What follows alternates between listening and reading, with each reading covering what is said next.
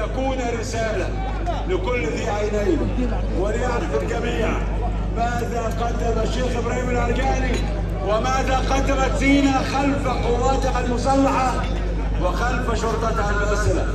أنا عايز أرحب بيكم واحد واحد بس، يعني أختصر فيكم الكلمات. إلى أهلنا كل التحية، كل التقدير، كل المحبة لقبائل مصر ذات الجذور التاريخية، لعائلات مصر، لأهلنا في مصر، لأشقائنا المسيحيين الذين شاركونا في الاتحاد من أول لحظة ومن أول وقت، ليردوا على الجميع ويقولوا للجميع أننا أبناء وطن واحد، لا فرقة لا عرق. الصهيوني على أهلنا في غزة. لكل ذلك أيضا عايز أقول لكم أن القادم أفضل، وإن بلدنا بإذن الله في ظل هذه القيادة السياسية الحكيمة هتحقق أمان الكثيرين، وهيتم المشروع الوطني الذي بدأه الرئيس عبد الفتاح السيسي في 2014. نمرة 3، الحرب الإعلامية وحروب الجيل الرابع الدائرة الآن.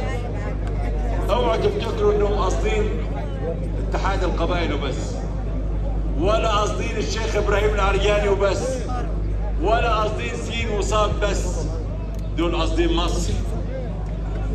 هو لما بيقفوا ضد الرئيس السيسي بيقفوا ليه؟ لأنه رمز مصر. عايزين يخلخلوا مؤسسات الدولة المصرية، عاوزين يتآمروا على بلدكم عشان ما يبقالناش وطن. طب إذا ضاع الوطن فأين نذهب؟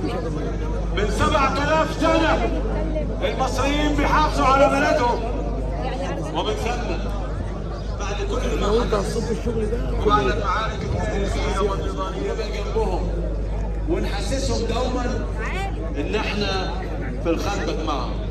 احنا هيبقى عندنا بناء تنظيمي.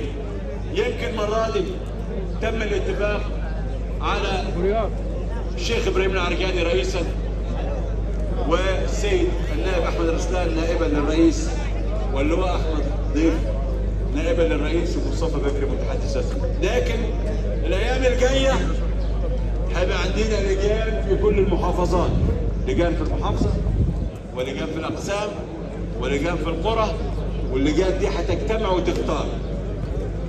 محدش يتصور ان احنا هنسيب حد، مفيش قبيله تتصور انها مش هتمثل، الكل هيمثل. يمكن في ناس ما راحتش المؤتمر ده، ماشي كان سريع، لكن في المؤتمرات الجايه وهنجي لكم في المحافظات هنكون معاكم جميعا، محافظه مركز، مش هنسيب اي حاجه. لكن الهدف الاساسي لينا دلوقتي ان احنا نبقى يد واحده خلف القائد الرئيس عبد الفتاح السيسي، اللي بيواجه كل الازمات بحكمه وموضوعيه، اللي بيلف بالرؤيه الى كل دول العالم، اللي عقد مؤتمر القاهره